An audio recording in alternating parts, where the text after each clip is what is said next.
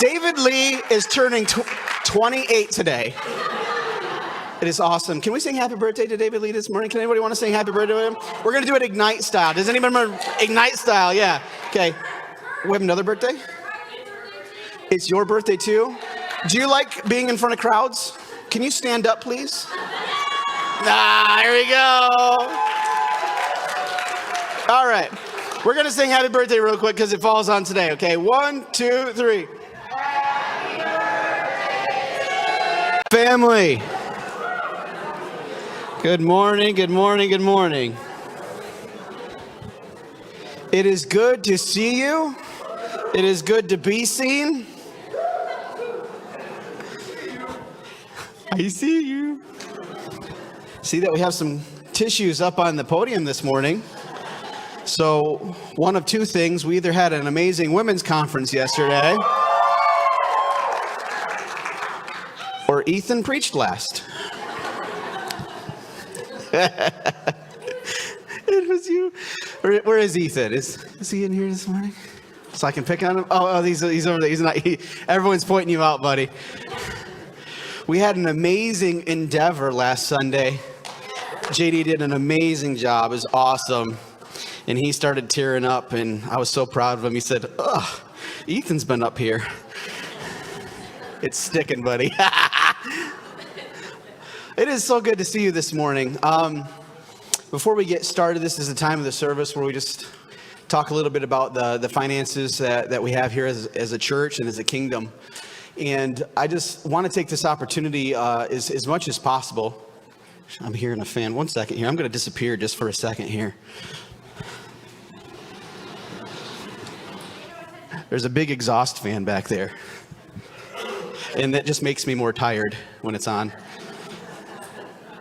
Because it's exhausting. I'm sorry. That was easy, low-hanging fruit. It was there.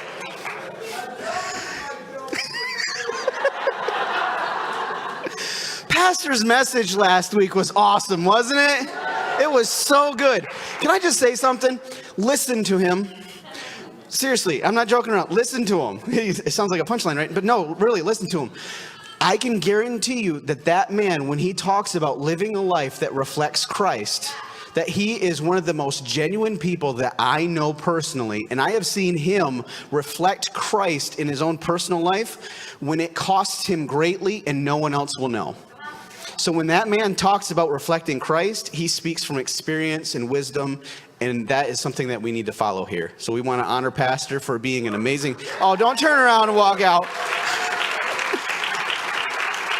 We are blessed to have that kind of example, and every single time that I see another lead pastor who has some sort of moral failing going on, I am even more grateful for the pastor that we've had for 20 years.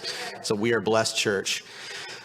But going back to what I was talking about with the finances here, if you're new here, our expectation is not that you're going to give here. If you consider this your home church and you want to partner with what God is doing here, that's how we view the finances here. You don't give to Victory.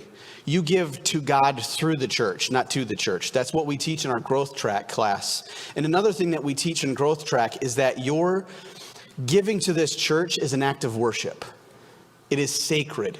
And that is the attitude in the heart of this ministry and will always be the heart of this ministry, because when you give finances to this church, we treat that as an act of worship, and that is holy. That is between you and God. And so we do not take any of the finances that come into this church lightly.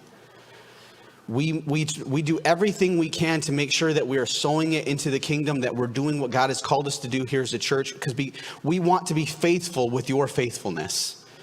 That's the heart of this ministry. So when you give to this church, we want you to be able to give with confidence. And if you don't have confidence in this church to where you don't trust us with your finances, that's your heart. I'm okay with that. But I would highly recommend that you go find a church that you can trust, because you will not grow in a church where you cannot trust them. If you think that we're going to be shady with your finances, how can we not be shady with your faith? You have to be able to trust us. If you're sowing into this ministry, and again, if you can't trust us, please go find a church where you can grow and you can trust the pastor, you can trust the vision there, and be a part of what the kingdom has called us to be. If you're a new visitor here and you want to be connected with what we're doing here as a ministry, there are visitor cards in the seat backs in front of you. You can go ahead and fill those out, and that'll get you onto our mailing list there. Again, as always, if you need prayer for anything, come up between the services here. We always have a team of people that are ready to pray with you and walk through any season that you're going through. So I think that's it for announcements, unless we have... Oh, is it a birthday today? Is it a birthday today? Whose birthday is it? David Lee? Oh my goodness. David Lee is turning 28 today. It is awesome. Can we sing happy birthday to David Lee this morning? Can anybody want to sing happy birthday to him? We're going to do it Ignite style. Does anybody remember Ignite style? Yeah. Okay. We have another birthday? It's your birthday too? Do you like being in front of crowds? Can you stand up, please? Here we go. All right. We're going to sing happy birthday real quick because it falls on today, okay? 1, 2, 3.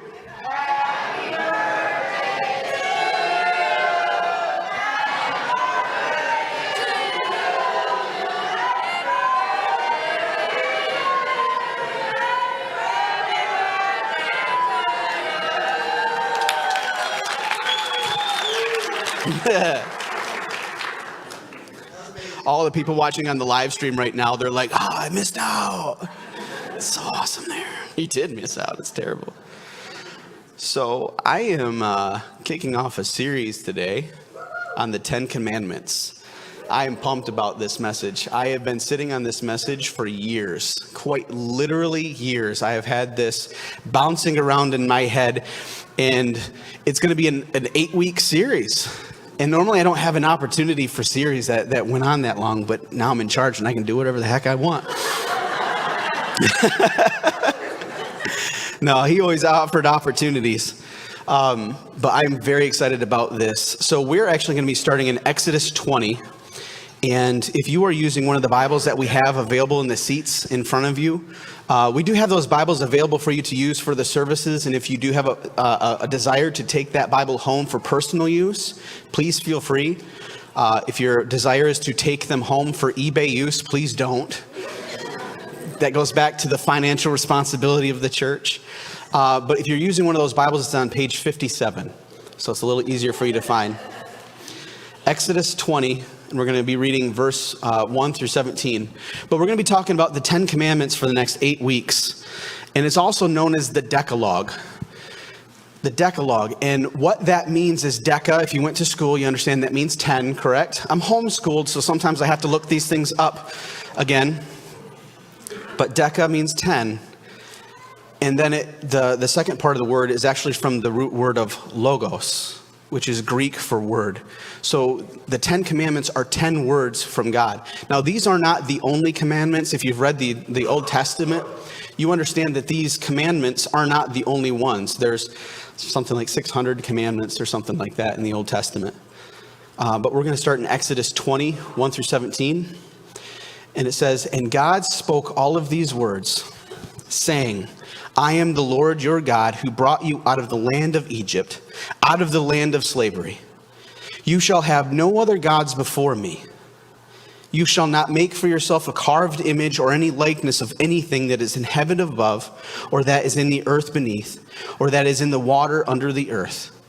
You shall not bow down to them or serve them, for I, the Lord your God, am a jealous God, visiting the iniquity of the fathers on the children to the third and fourth generation of those who hate me, but showing steadfast love to thousands of those who love me and keep my commandments. You should not take the name of the Lord your God in vain, for the Lord will not hold him guiltless who takes his name in vain. Remember the Sabbath day to keep it holy. 6 days you shall labor and do all your work, but the seventh day is a Sabbath to the Lord your God.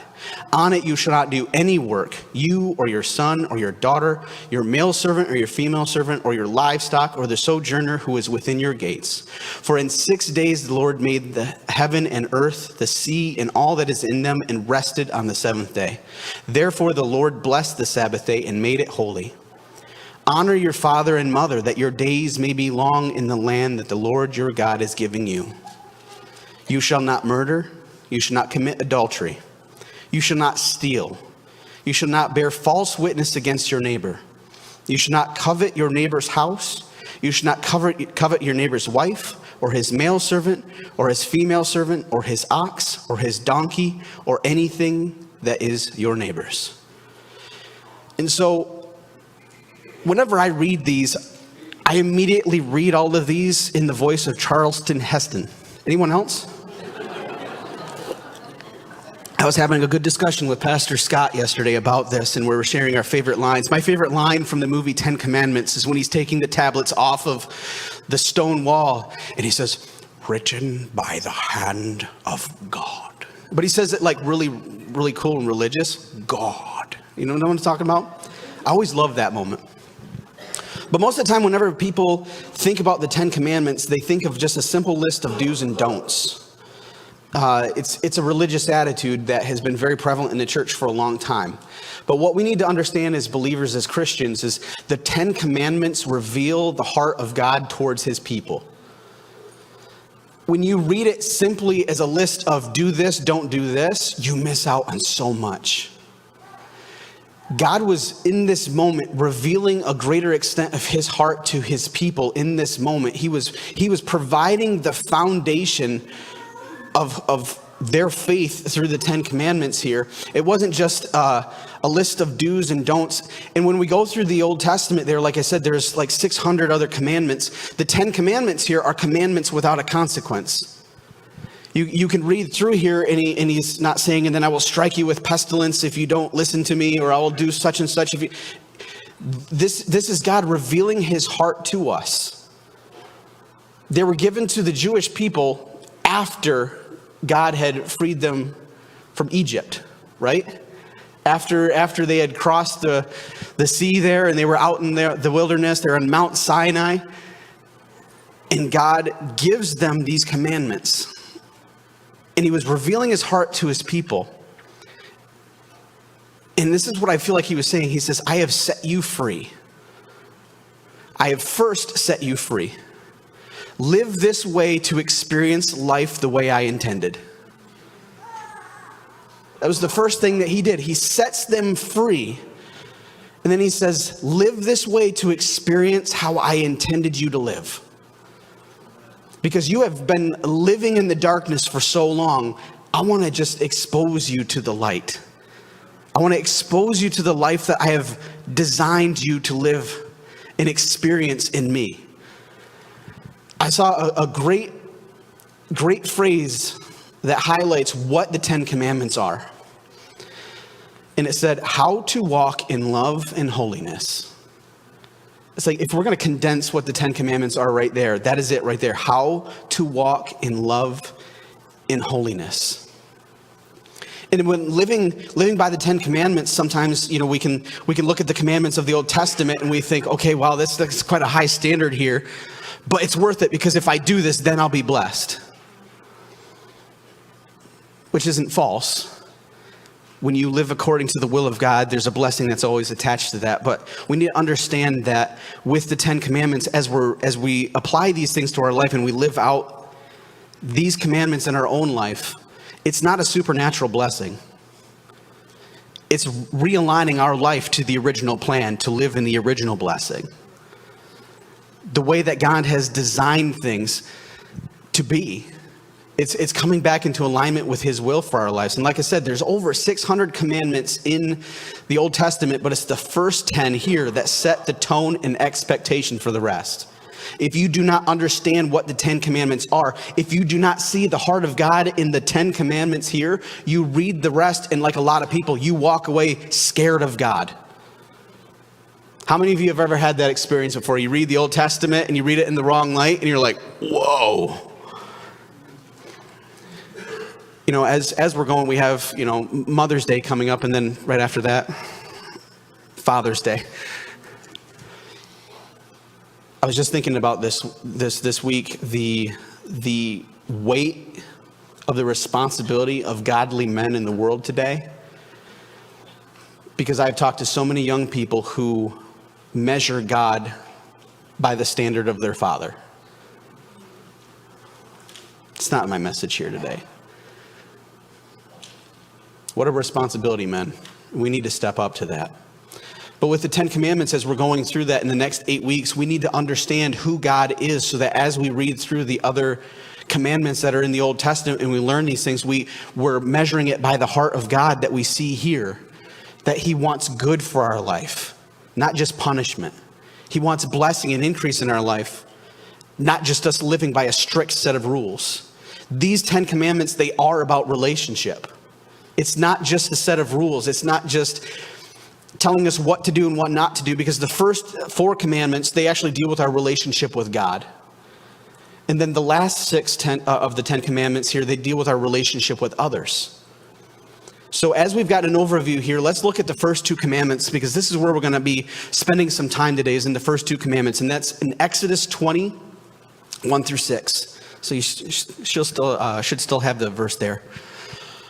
And God spoke all these words, saying, I am the Lord your God who brought you out of the land of Egypt, out of the house of slavery. You shall have no other gods before me. That's the first commandment. The second one being, you shall not make for yourself a carved image or any likeness of anything that is in heaven above, or that is in the earth beneath, or that is in the water under the earth. You shall not bow down to them or serve them, for I, the Lord your God, am a jealous God, visiting the iniquity of the fathers on the children to the 3rd and 4th generation of those who hate me, but showing steadfast love to thousands of those who love me and keep my commandments. And so we're going to spend some time, because those first 2 commandments, I feel like they're close enough together to where we should cover them together at the same time. This deals with our relationship with God, which is the most important thing in our life. Does anyone agree with me on that? Is that one of the most important things in your life, is your relationship with God? I feel that way. I think all Christians should put that priority on there, because what we see in culture today is we see a lot of Christians who their relationship with God isn't primary. It's not even secondary. It's not even tertiary. It's so far down the list because everything else is taking over. That is why these 2 commandments are what God starts with, because with these commandments right here, these set the foundation for the rest. If you cannot understand and live by the first commandment, the rest of them are just actions. There's no true benefit. I mean, for some of them, you shall not murder. The benefit being you don't go to prison, okay? So, I mean, there are some natural benefits here. But I'm talking about having a life that is changed. I don't know about you, but I want to have a life that is changed. So he begins these commandments by stating who he is. I am the Lord your God. I mean, I could take literally the entirety of today and just talk about that one phrase right there. That's a message in and of itself.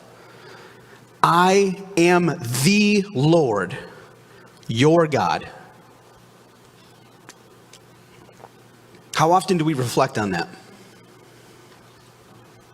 How often do we come back to that foundational point to where we understand he is the Lord above all, and he is my God? I've asked this question. We're getting ready to go through apologetics with the students, and this is actually one of the foundational things. Is God real? And if he is God, do your feelings matter? The answer is no. That goes against so much of culture right now, because culture is all about feelings right now, right? But he is the Lord, the God above all. And he says, I am your God, which means that what I say is truth. That's what he's saying right here. And what we see here is he says who he is, but what he's already done. See, when he gives the 10 commandments, these were not commandments to the people to gain his favor, to gain freedom. This is the cool thing about God. He gave them freedom and then said, live this way. A lot of times as parents, we use the opposite, right? If you clean your room, then you can have that piece of cake. Well, that's not fair, Dad, because I already saw you eating a lot of cake this morning. It's like, that was my breakfast. That's a meal. That's different. But what he does is he says, this is what I've already done for you. These are not commandments to gain my favor. I've already given you my favor. Now, this is a way for you to live a better life. When he says, I am the Lord your God, he is saying, I am Jehovah. I am Yahweh. Yahweh means that he is stating that he is self-existent. When he says Yahweh, he's saying, I am. He literally is saying that he is existence in his name. I don't know if you've ever stopped to think about that as a Christian, but that's literally who God is, existence. Without him, no things are made. No things exist. Literally, all laws of physics disintegrate. The molecules that make up our bodies in the entire universe, they would cease to interact, to hold together, to bind together, and no existence would be possible without God. He literally binds the universe together. That's what his name means. I just had my son ask me, he's like, what does your name mean? And I said, it means courteous. Wouldn't that be awesome to have a name that literally means I bind all existence together? I am existence itself. What a crazy, awesome name. But when he says this, he says, I am self-existent. I am outside of everything that you know is normal, but I am existence itself. Not only am I existence, I'm everything that you see. Without God, there is nothing. Not just in the moment of creation, but everything now. He holds all creation together. But in this phrase right here, what he's literally saying is when he says, I am Jehovah, I am Yahweh, I am your God, he says, I am existence itself, and I personally am the one who have delivered you from bondage.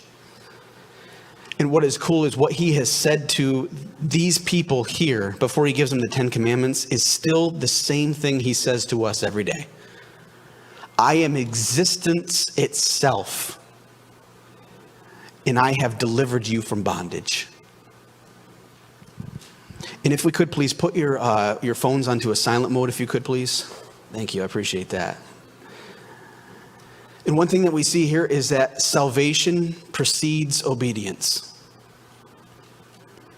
Salvation precedes obedience. This is something that puts a lot of people's minds on tilt because we always think that we have to earn God's love. It's been given. He hasn't. I'm glad one person's excited about that this morning. Do you realize that that is what salvation is completely based on, is a free gift of God before we were deserving? While we were yet sinners, God so loved us that he sent his son. He's always been that way. We see that here. We see that in the 10 Commandments. We see that as he's opening up right here. He's saying, look, I already loved you and I've already brought freedom into your life. Follow me.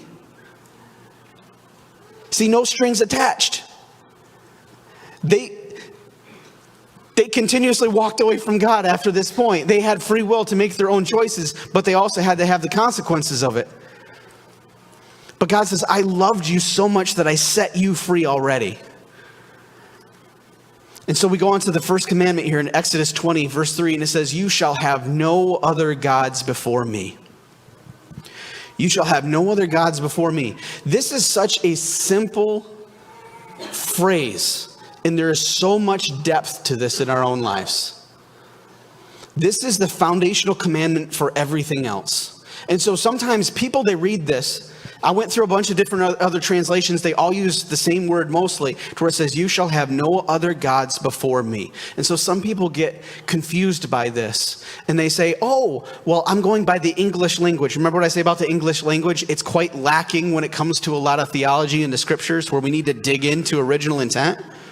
Because they say, oh, you'll have no other gods before me. That just means as long as I keep God in the primary place, I can fill my life with as many other gods as I want. I know some of the people in this room go, ooh. And so many people in this room live that life. Good morning. Glad you came this morning. Doors back there. Drive safe. So many of us live that life. If you go and you actually look up the word before, it means before my face. Reread this. You shall have no other gods before my face. God is existence. Where can you go and be and serve another God that is not before him?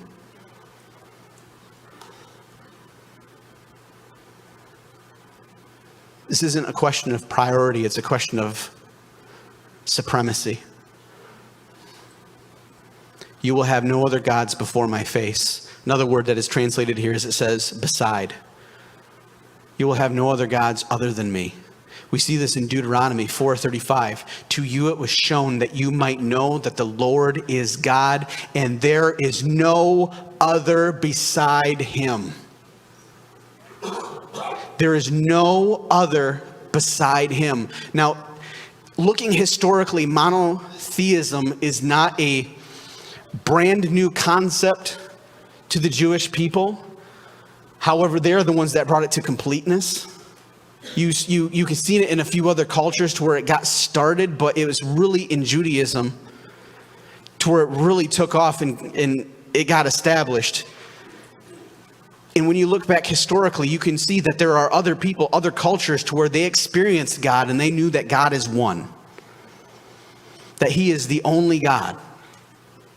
But a lot of other countries, a lot of other faiths, a lot of other cultures, they had a lot of different gods. And so this is why this commandment was so important at the time, because they had just come out of Egypt where it was a culture with many gods for many things. And now they were going into a land that was full of other cultures that had many gods for many things. And a lot of times we read the Old Testament and we think, wow, what a time to live, to where there is a God for water, there's a God for air, there's a God for weather, there's a God for fertility, there's a God for finance, there's a God for lightning, there's a God for everything out there. What a time to be alive. How interesting that would be. And we need to realize it's no different today. Titles have changed. There are so many gods out there, and they've just gone with the times. They've adjusted to culture. It's the same demonic force in the world, just operating under a different name. Satan is the king of rebranding. He understands how powerful it is to deceive us into following all of these other gods. And God very explicitly says, you will have no other gods before my face. He says, I am a jealous God. I want all of you. When I married Taryn, that was an agreement. I'm not sharing. I'm not sharing Taryn.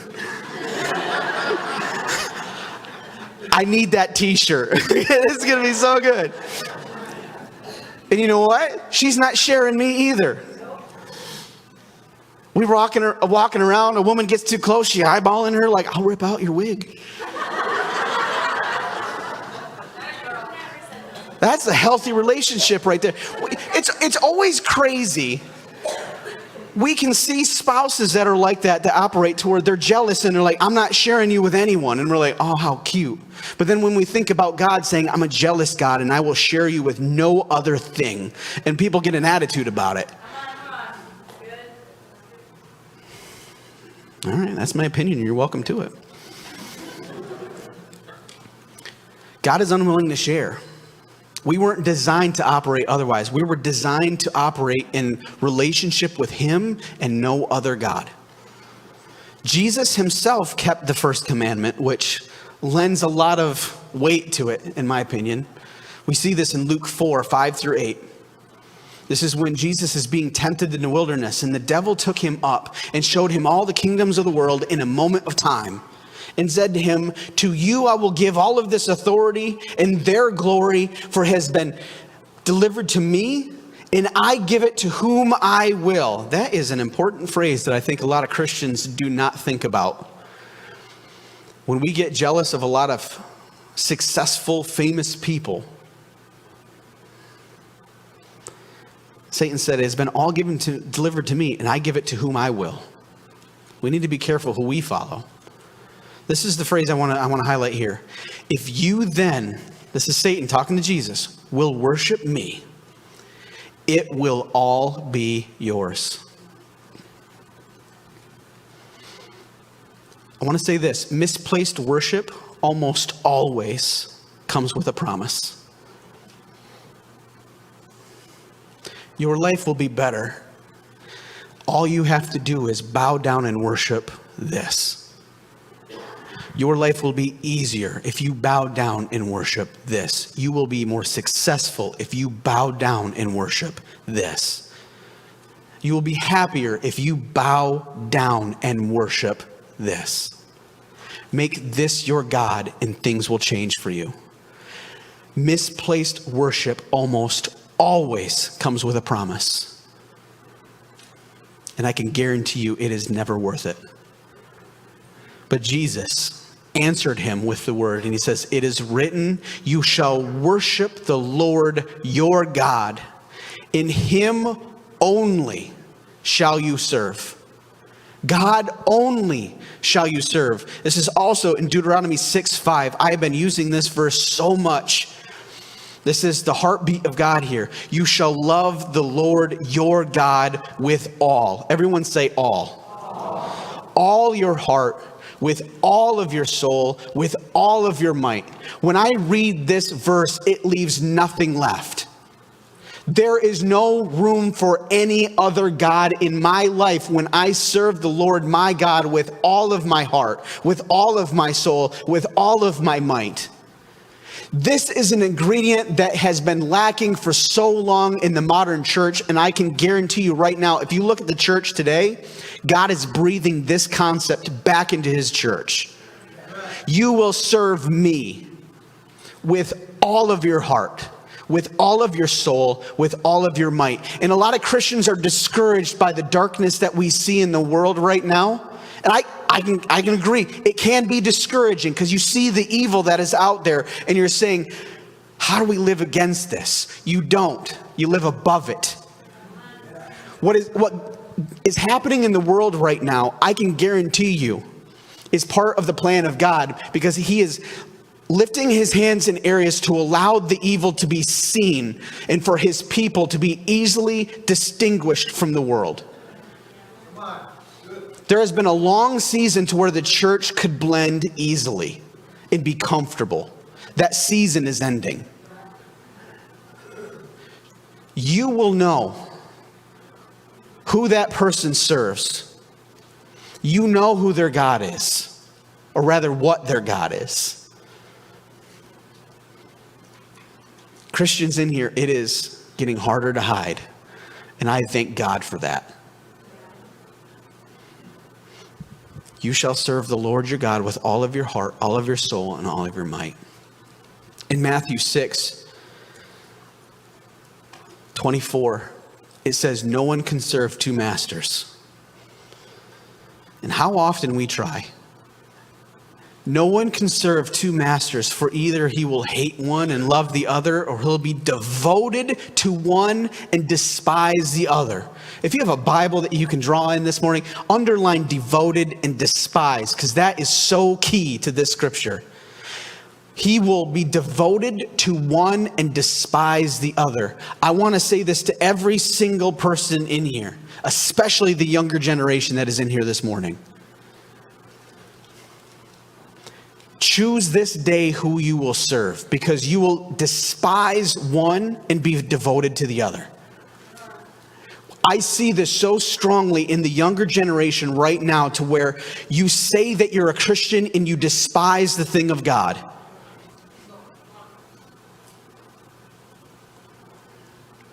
You despise the very word of God because you were devoted so entirely to the God of this world, and yet you still call yourself a Christian. Who do you serve? No one can serve two masters. And the verse ends and it says you cannot serve God and money. And this brings us to the second commandment, because talking about money, because money's not a God in anyone's life, right? The second commandment's talking about idols.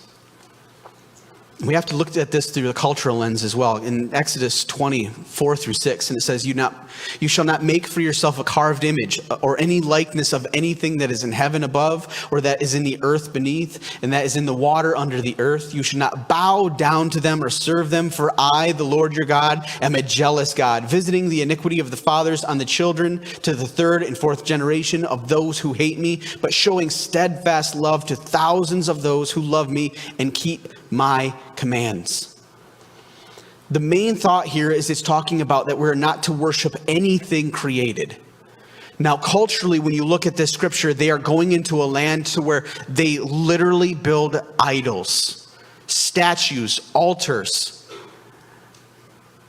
things in locations where people will go and worship. This is what I'm saying. It's the same game. It's the same rules, just different titles now. Sometimes people are still building idols. They're building things to follow. And sometimes it's concepts and things. Money being a printed thing, and people are worshiping it. They spend the majority of their time focused on money instead of the will of God. That's an idol in their life. That's a created thing. But before we move on, I know that I need to highlight this because I have some people that have asked this question before. They're like, visiting the iniquity of the fathers of the children on the third and fourth generation. That does not sound very loving. The word visiting, again, English language, it means overseeing. That he sees the iniquity of the father being visited on the children to the third and fourth generation, those who hate him. And we need to understand that those who hate God, they bring iniquity on themselves and they train their children to do the same. Parents, this is why it is so crucial for you to be present in leading your home. We have to understand that God is merciful, God is gracious, but God is just.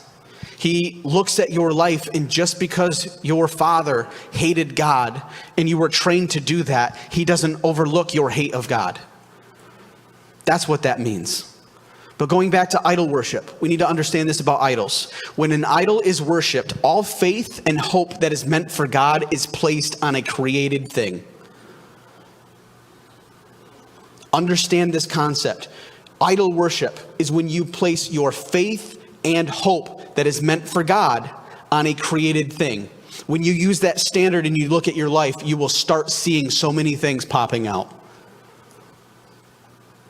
You will start noticing so many things in your life that are out of place, to where you have placed your hope and your faith in a created man-made thing, to where God is saying, that's meant for me.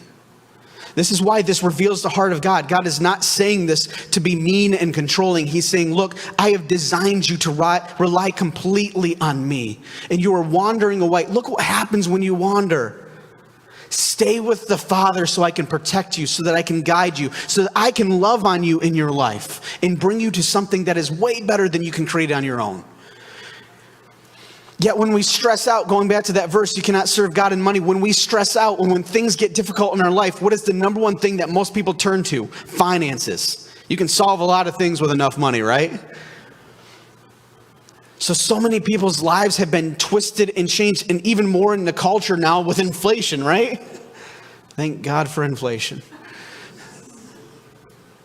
Even more so now, to where we are seeking after finance, we're seeking after money, we're seeking after it so much that we're completely walking away from the will of God, where God says, if you rest in me, I will provide for all of your needs according to my riches and glory. So we've walked away from God. We've made an idol. We've made a false god of our money and our checkbook. Do you still use checks? You've made an idol of your Venmo. A god of your Venmo, going and watching that little number, and that number dominates your life. You think more about a number on the screen than you do than the creator of all the universe. And you wonder why things are so messed up. Because God's saying, I've not designed you to live that way. I've not designed you to live with that stress and that weight and that worry and that concern. I've designed you to trust in me and trust that I will meet all of your needs.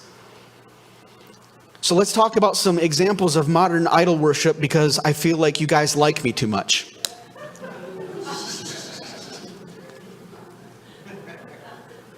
It's been a while since I got an angry letter, so let's dive into this. Let's start off with some easy ones, okay? Because we actually gotten some messages about this recently. What about astrology? Let's start with an easy one. What about astrology? Zodiacs? What about horoscopes? What about stuff like that? Okay? Astrology, you're looking at the stars and looking for alignments in constellations and planets in different celestial bodies. And I've even had people that have tried to tell me that this is a Christian concept. It's not. What you're literally doing in this moment is you are looking at the created rather than the creator.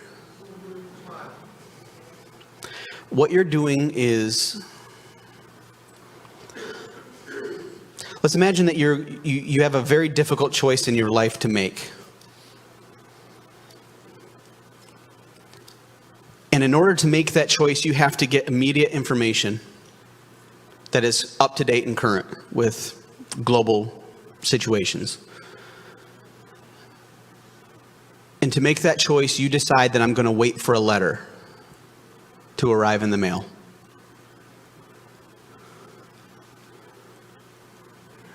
We have phones now. I can call someone and ask them directly, hey, what do you think about this? We literally have Jesus sitting at the right hand of God, interceding on our behalf to where we can go before the Father with confidence at any time and ask him about any situation, question, or need in our life. And we're going to the stars to where that light started millions or billions of years ago, hoping that it would land within our retinas within the same amount of time. And we can go directly to the one who created those stars and ask him his own opinion. And you are going to planets revolving around a gravitational force and the alignment of stars out in the universe to lead your life. And it's not like the stars are even really talking to us. What it is people, men, women who are looking at that and telling you what those signs mean. When you have a direct line to I'm aging myself right now. I'm sorry, I'm going to Gen Z it right now. You have a direct line to where you can call God right now. I'm sorry, you guys don't even call anymore. You have a direct line to the Father himself. Why would you go to something so inferior? Something where you can be so easily led astray. You are going to the created over the creator. And you're like, oh, no, I'm sorry. That is from God. Okay, let's go to Deuteronomy 18, because if you're going to go with your opinion, I'm going to go with the word. Deuteronomy 18, 9 through 14. When you come into the land that the Lord your God is giving you, you shall not learn to follow the abominable practices of those nations. There shall not be found among you anyone who burns his son or his daughter as an offering. Anyone who practices divination, tells fortunes, or interprets omens. There it is. Or a sorcerer, or a charmer, or a medium, or a necromancer, or one who inquires of the dead. For whoever does these things is an abomination to the Lord. So you can keep your opinion that astrology is of God if you'd like, but I'm going to go by what the word says over your opinion. And because of these abominations, the Lord your God is driving them out before you. You shall be blameless before the Lord your God, for these nations which you're about to dispossess listen to fortune tellers and go to diviners. But as for you, the Lord your God has not allowed you to do this. So why would you do it? Why would you turn from the God that you are supposed to have a personal, intimate relationship with and communicate with him rather than his creation? I'm sorry, anytime I can just sit back with God and say, God, I'm struggling today. What do I do about it? And he tells me. A lot of times with correction I didn't ask for. It's like, why can't you just give me the answer without telling me I'm doing it wrong? I mean, come on, guy. What are some other examples of modern idols that we worship? These are things that we seek more than we seek God. That's the definition of idol worship. Things that we seek more than God and his will in our life. Wealth. Money. We've talked about that some, but man, that's the big one, isn't it? We're seeking after money. Okay, here's some little less known ones. What about popularity? I have seen more young people walk away from their faith because they simply don't want to stand out than anything else.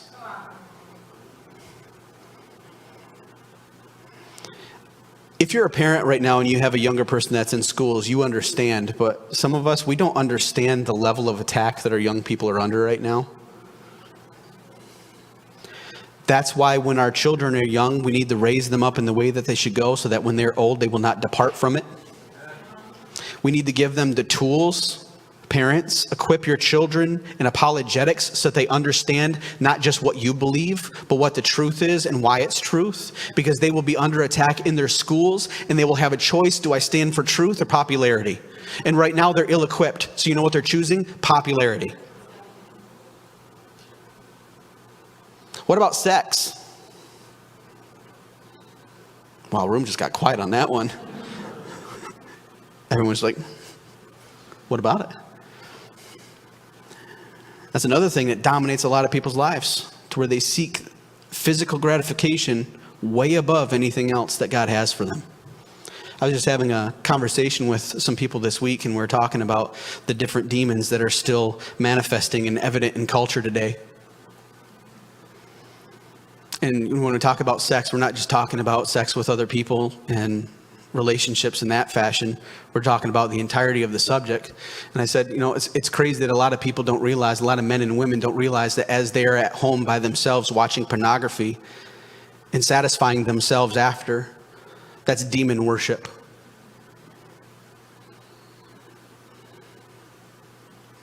They had these things called Asherah back in the day, where they would go and they would have cult prostitutes and they would perform sexual acts on each other to worship this demon.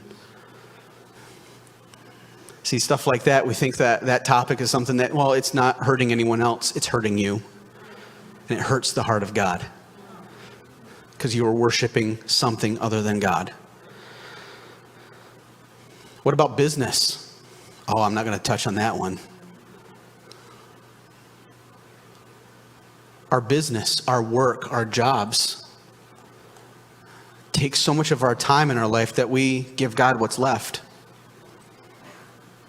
What about fame? This is a big one right now. A lot of this stuff is coming out to where a lot of these people that we've been following for years, they're very famous in the world right now, and we're finding out that they literally made a deal with the devil to accomplish that fame. Going back to when Jesus was in the wilderness and Satan said to him, "This has all been delivered to me and I give it to whom I will," that's what he's talking about. Do you think that it might be in the best interest of the enemy's business to create very famous and desirable people that God's people will look at and be led astray by? A lot of young people are doing this right now. What about our possessions? Our possessions take up more of the value in our life than God. What about power? What about influence?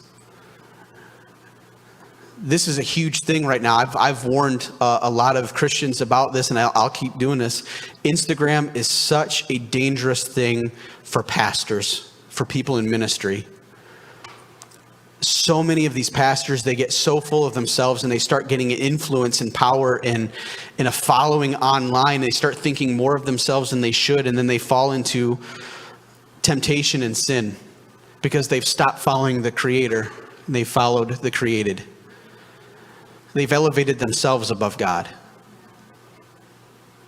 Say, I don't have a problem with Christians that are on Instagram. They're doing great things there, but I'm always hesitant about Christian influencers because they're building their own kingdom rather than God's kingdom most of the time. So I'm very careful about who I follow that way. Oh, I'm going to talk to some of the people in here that you've never thought about this before. Are you ready for this? What about security? What about comfort? Have you ever thought about that is an idol in our life? God's saying, I want you to follow me. And you're like, no, because that's uncomfortable. You're walking through Walmart and all you're trying to do is go get your kicks. And God says, go pray for that woman over there. No. Why? Because this is Walmart and that's weird.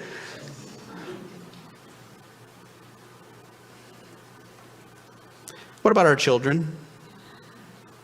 Have your children become your idol? Here's a good litmus test. When the lives of your children and the activities in the lives of your children dominate your life to the point to where most of your life is spent seeking after their projects, activities, and goals rather than the kingdom? What example are you setting for your kids? I told you, too many of you like me, and I'm doing my best this morning. Entertainment, This is a hard one for me. I guarantee it. You're tired after a day of work. You get home, you put on dinner, you sit down on the couch, turn on the TV, bum, bum. It's Netflix. I know. Some of the older people in here, they're like, what was that? Is that Crime and Order? Law and Order, sorry. It's morning. So I don't watch it at all. Law and Order. The Netflix junkie knows exactly what it is. Entertainment. Oh, here's another one. Lifestyle image.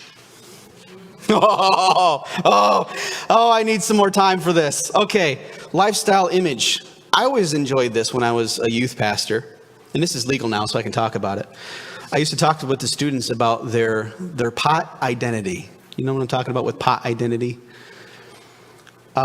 They were so infatuated with the fact that they were smoking marijuana that they had the leaves on their shirts, on their shoes, on their hat, on their boxers. They would get tattoos.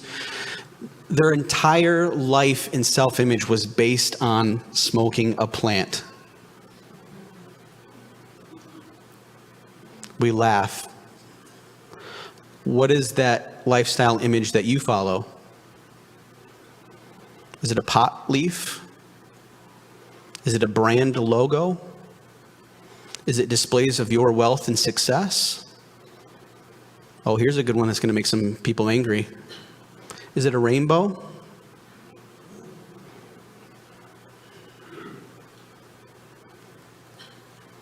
I see a lot of young Christians that are doing this right now to where this actually goes into another one. What about causes? The causes in our life become such an idol in our life that we spend more time focused on causes of righteousness and justice, which is not a bad thing. But when that gets to a point to where it overtakes your identity so much that you are no longer following God, but you're following a cause. Satan knows what he's doing.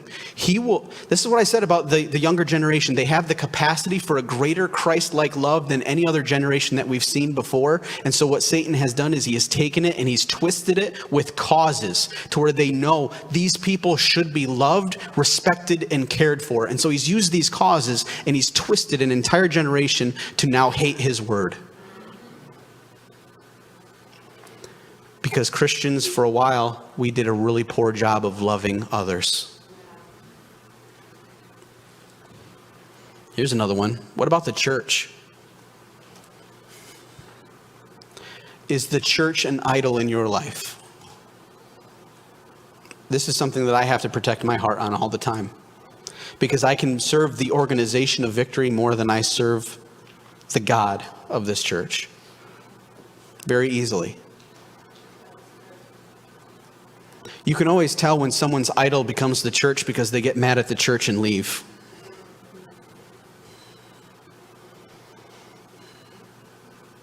I don't serve this church. I serve God, and through God I serve this church. And I will not leave this church until he tells me to go. Because I serve God, and God told me, feed my sheep. So the question is, have you chosen this day who you serve? That is the defense that we have against idol worship. That is how we come to the point to where we understand that you will have no other gods before the face of God.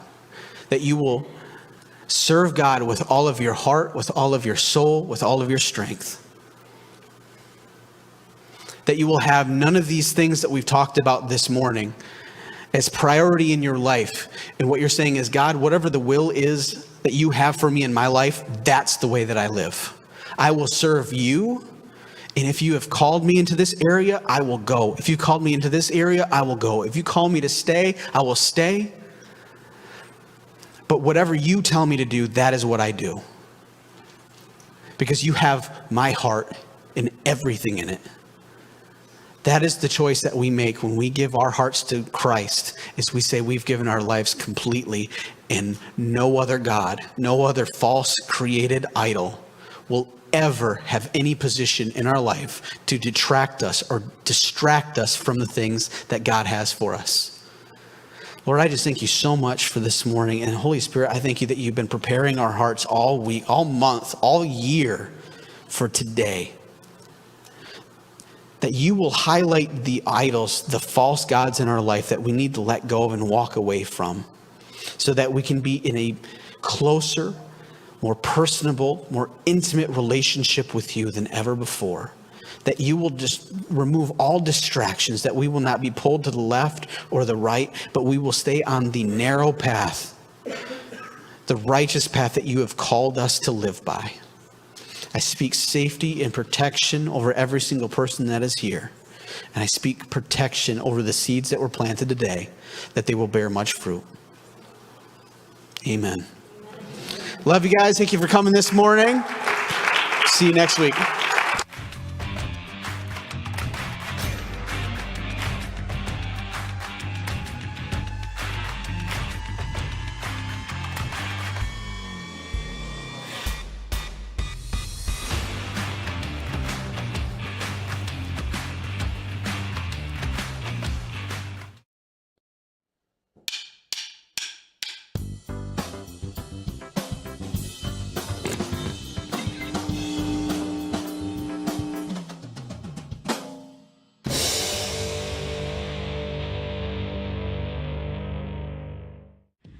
What plans have you made?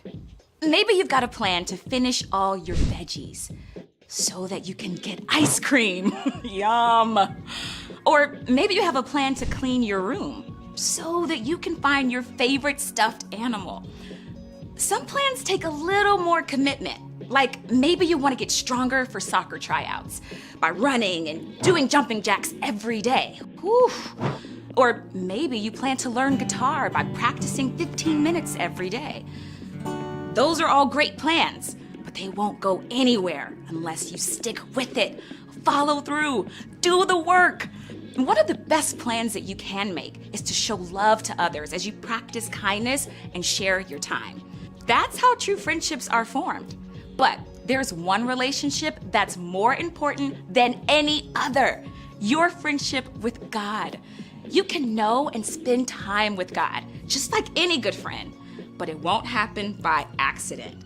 You need a plan to practice hearing from God, practice praying to God, practice talking about God, practice living for God. You can tell God, I want to live my life for you. When you commit to spending time with God and growing your friendship, others can see God at work in you. That's why commitment is an amazing way to worship God with your life. Because worship is about more than just singing loud. It's all about living loud.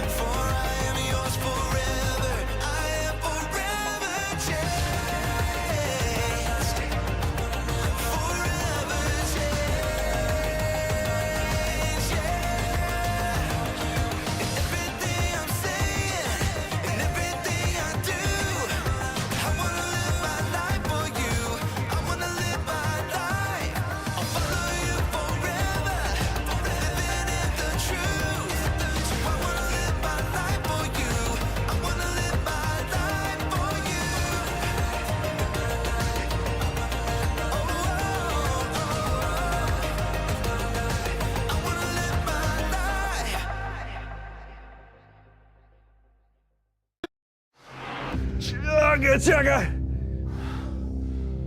Choo choo! Chugga chugga! Choo choo!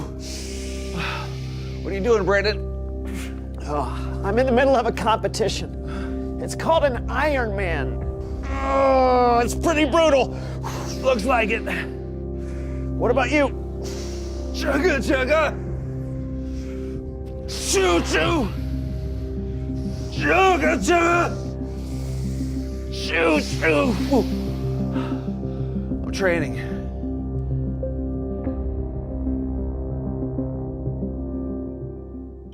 Cool. Chugga chugga!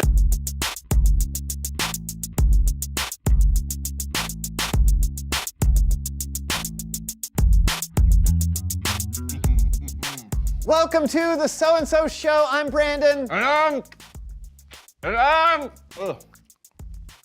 I'm John, and you picked a doozy of a week to tune in. Yes, you did. Not only are we kicking off a month talking about the skills you need to help your faith grow, but John has taken up a new sport. Well, this is not just a sport, it's a way of life, Brandon. It's a way of life. You can't tell John is now a boxer. No. You're selling it short. I have not cut carbs, worked out, sort of, and drunk disgusting milkshakes just for boxing. I'm a boxer and a thinker. Oh. You are now looking at a pro. You have to get paid to be a pro. A future pro chess boxer. Yeah. Yes. I've committed my body and my brain to this new endeavor. I'm all in. I've made a plan and I'm putting it into practice. I'm proud of you, John. I think this could be great.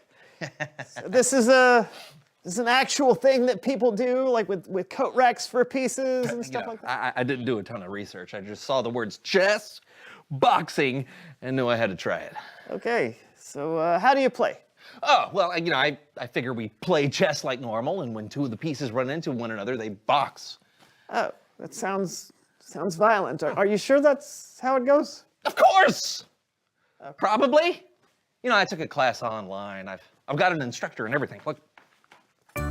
Welcome to Chess Boxing for Beginners, a sport that demands not only physical prowess, but mental resilience as well. Let's go over the basics in order for you to understand. We'll skip this. Your online class came with a cassette tape. Yeah, sure. You don't think you should be listening to that? Yeah. Oh, well, let's see. And now you're ready to play. See, we're ready. What? Okay, you be on that side and I'll be on this side. Okay. Me? No, I don't have any boxing gloves. Oh, we can fix that. Hold on.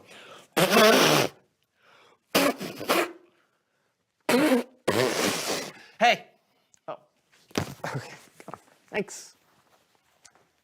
A good starting move is pawn to e4. Great.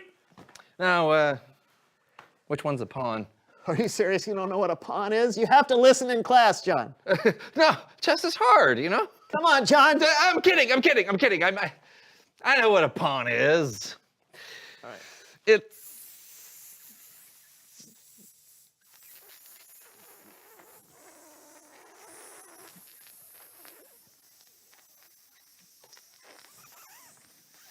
It's this one. Right.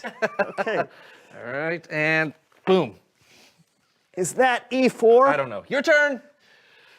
Okay, I'm not really an expert or anything, so I'll move my my knight. That's what this is called. Knights always move in an L shape. Mm-hmm. So just move you in the L shape. Not smart, Brandon. Not smart.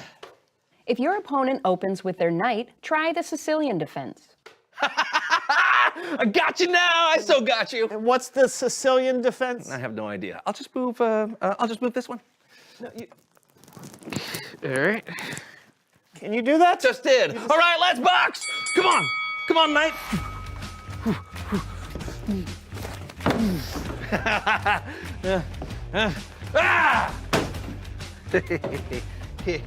All right, that was aggressive. That's chess boxing. Your move. Okay. Here we go, let's box. That's not fair. Listen. That was totally fair. What? If your match isn't going as you hoped, don't get discouraged. Things aren't always as bad as they seem. great advice. Okay, my turn. So, ooh, L shape, L shape, L shape, L shape. Whoa, smash, L shape. All right, that seems wrong. But okay. All right. What? No, but that, L shape. Oh, I think I win. wait a second. We still need a box. What? Yeah. No, but I already won. No, let's box. What are you let's talking box. about? I will break you. Come on. what are you doing? You have to punch me now. I'm not gonna punch Yeah, you need to punch me. I'm not gonna punch. You have to punch me. Punch me. I would. My nose. You punched me in the nose. Yeah, but I didn't punch you in the ears. If you would have listened to your chess boxing instructor, maybe you would have known what you were doing. Maybe. Would you like to listen to the Bible story? I think I probably should. Me too. It's Bible story time.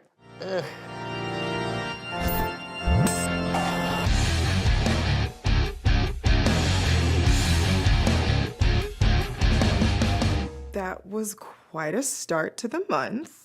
He punched me in the nose. You told me to. I did. I told him to. I heard. I also heard you may or may not have a problem with listening. Sorry, what did you say? I think today's Bible story, or actually Bible verse, may help. It's pretty short, so maybe you'll be able to take it in. Take what in? That sounds like a great idea. Let's hear it. All this month, we are talking about certain skills. Skills that when you make a commitment to practice them, it can help your faith grow. And as you may have guessed, the skill we are talking about this week is listening. But it might be a different kind of listening than you're used to. In Psalm 119:105, we read, "Your word is like a lamp that shows me the way.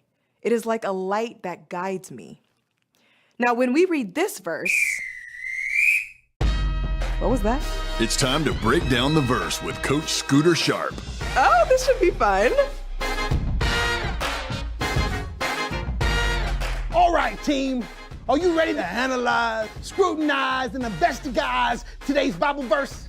Then gather around, huddle up, and crowd together in a close-knit jumble because Coach Scooter Sharp is here to show you how it's done. Thanks for your help, Coach. I am here for it. Excellent. Let's dive in. Your word is like a lamp that shows me the way. It's like a light that guides me. It's beautiful. It's exemplary. And also, it's super cool. Now, what does it mean? Let's start at the top. Your word. Whose word? Who are we talking about? We talking about Abraham Lincoln's word? Nah. We talking about Queen Victoria's word? Nah. One of the Backstreet Boys? No. In this verse, your is talking about the one, the only, the capital G-O-D, God. Now that you know that, you should really listen up, hunker down, and zone in because this is gonna be big. Now, what about the next word? Word. Oh, you want me to chime in? You bet, Jeanette. This is a team sport. Knock me down with some of your perspicacity and insight. All right. Wow. Okay. Sure. I think God's word is any word that God says. We know a lot of what God has said because people wrote God's words down. Now we can read them for ourselves in the Bible. Boom! We're on the same page, speaking the same language and barking up the same tree. Nice work. Woof, woof. Thanks. But we're still not through. Let's keep at it. Now, your word is like a lamp. Now, what is that? That is a simile, Emily. It's a figure of speech. God's word isn't literally a lamp.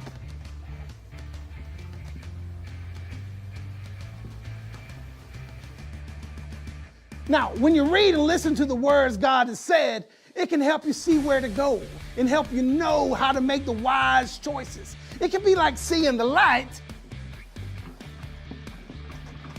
from the lamp. Right. And the next part is the same. It is like a light that guides me. If we didn't have God's words, it would feel like we were walking around in the dark with no idea where we were going. Reading and listening to God's words can guide you through the dark times in your life. Now we're cooking with gasoline, Christine. Let's see how we can land this jumbo jet. God's word, which we find in the Bible, is like a lamp that shows me the way. It's like a light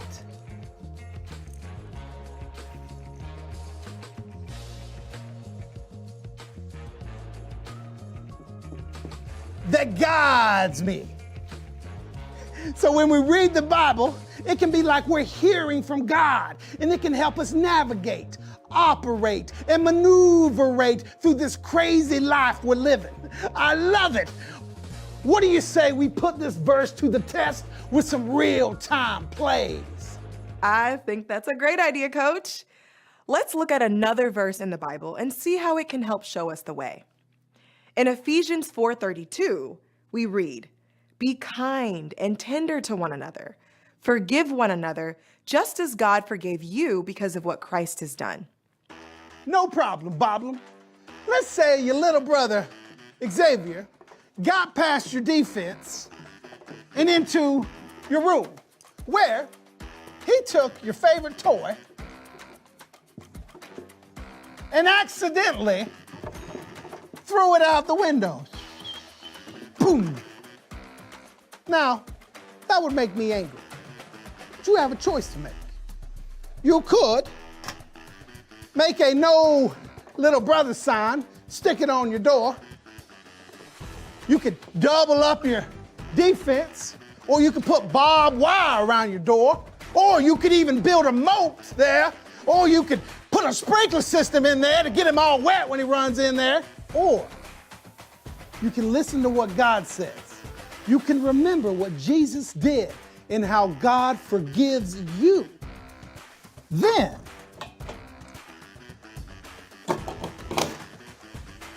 you can choose to forgive Xavier. Let him back in your room again. Just tell him to be a little more careful next time. Awesome, Coach. Let's do one more. In James 1:19, we read, "Everyone should be quick to listen, but they should be slow to speak. They should be slow to get angry." Once more into the breach. Now, you walk into the cafeteria carrying your tray full of nice Salisbury steak. You see your friends, and they're sitting at your favorite table. As you get closer, you overhear them talking about how your style of clothes are a little out of style. Now, these are your friends, and they're talking bad about you behind your back. That ain't nice, Bryce. You could make another choice. You could march right up to them. You could talk to your, quote, friends and shout, "Hey, I dress better than you do. I heard what you were saying. I thought you were my friends. You're wearing a bunch of zips. Oh, you ruined Salisbury Steak Day." Or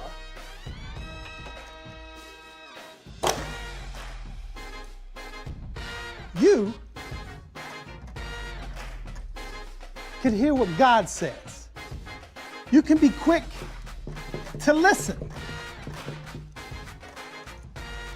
Maybe what they were saying wasn't as bad as you thought.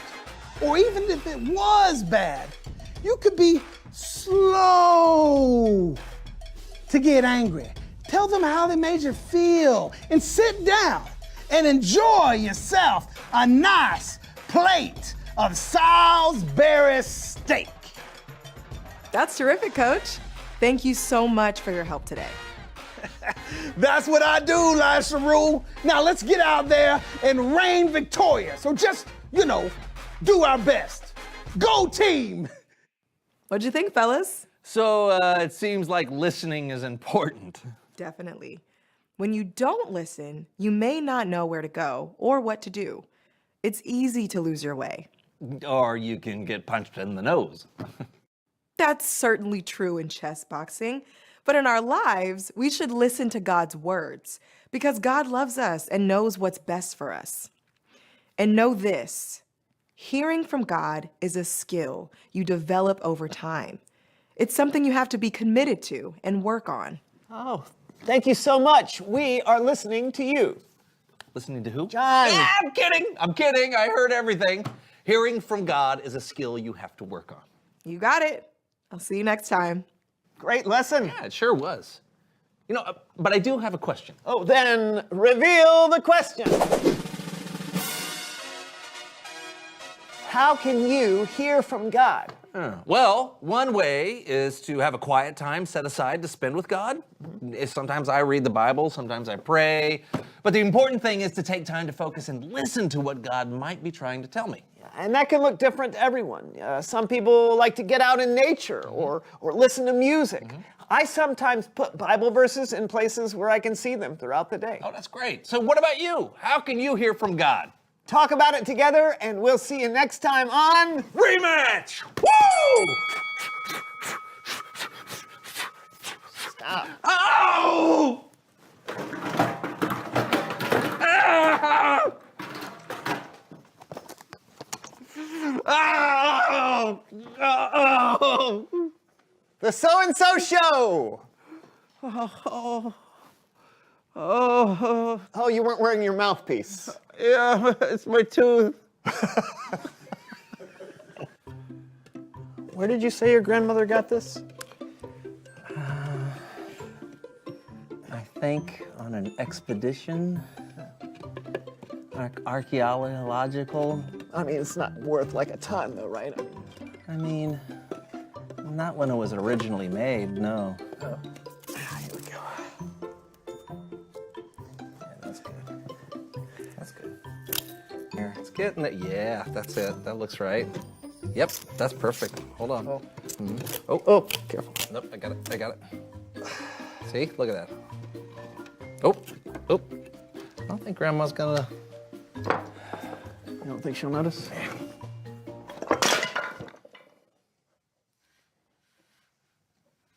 I think she'll notice now.